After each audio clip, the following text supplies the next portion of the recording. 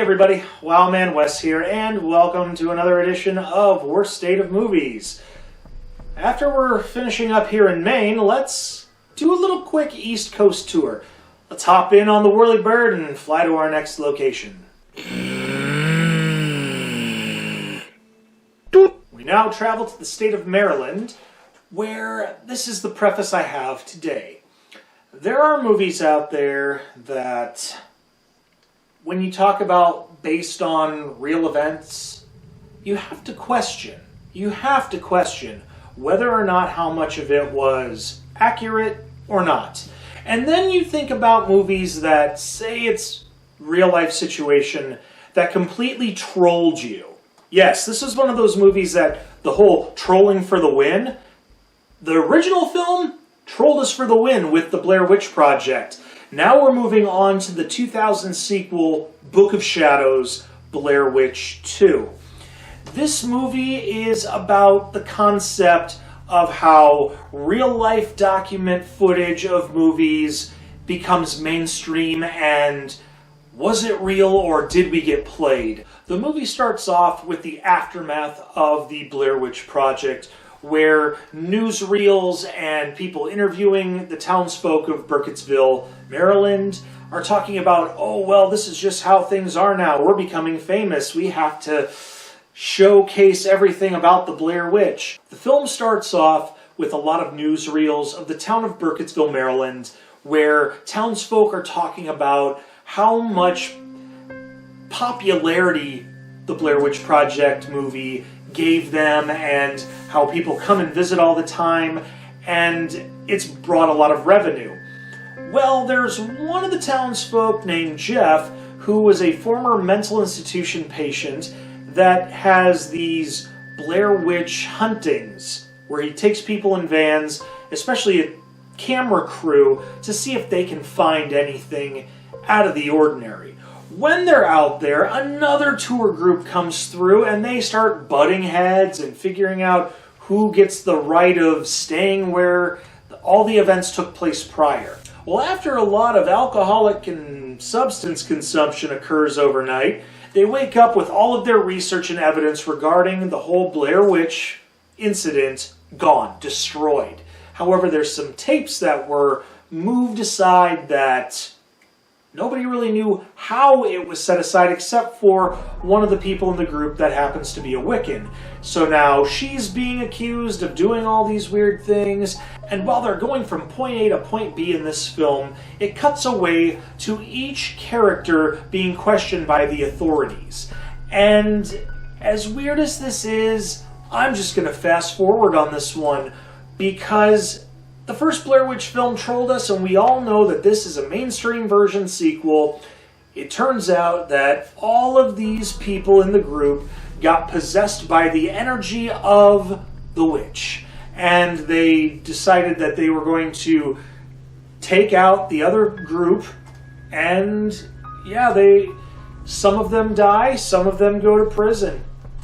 And that's about it. That's the film. I remember watching this when I was in high school, just one time, because I figured, well, if it's a mainstream sequel that's just based off of this lost footage film that we all thought was real at first in the 90s, oh boy.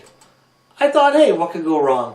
A lot can go wrong. We all knew this was a cash grab, especially due to the fact that the opening sequence of this film was real interviews and reviews from people like Kurt Loder from MTV, Conan O'Brien, Jay Leno, Oprah Winfrey, just so many people from the time that were talking about this movie that came out.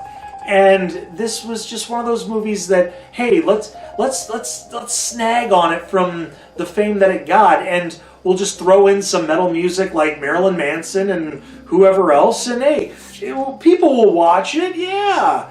Well, this movie did not really do that well at all. I really don't know what else to say. The acting, what they did, was not bad. Even though the people that were cast in this film had character names that were just their first names. And one in particular, the character of Jeff, who was the mental patient, was played by Jeffrey Donovan. I know him more from the series Burn Notice, and he did do a fairly decent job in being convincing of not wanting to sound like he's crazy.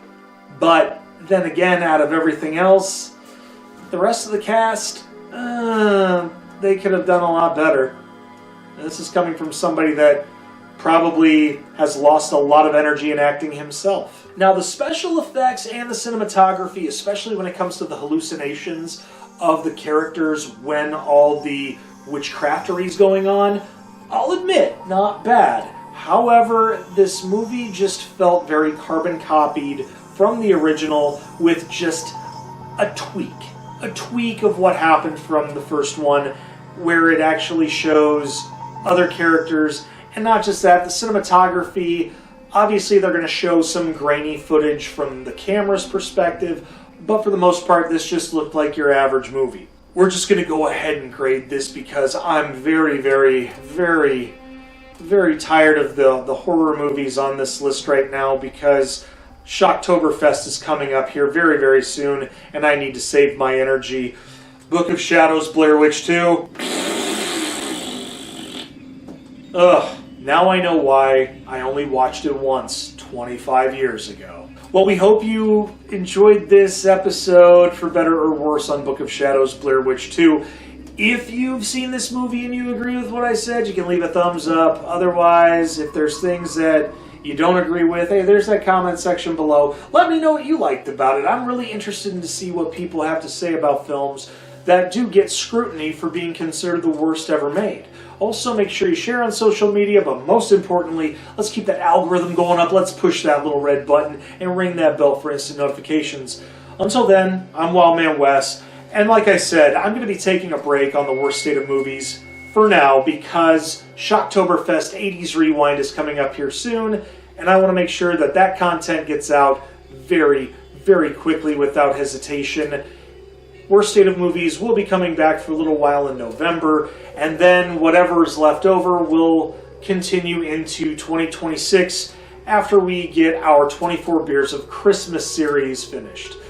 Take care, and when it comes to Shocktoberfest coming up, stay scared, even with the bad movies. It's the worst state of movies to make you sit down and think. And it's the worst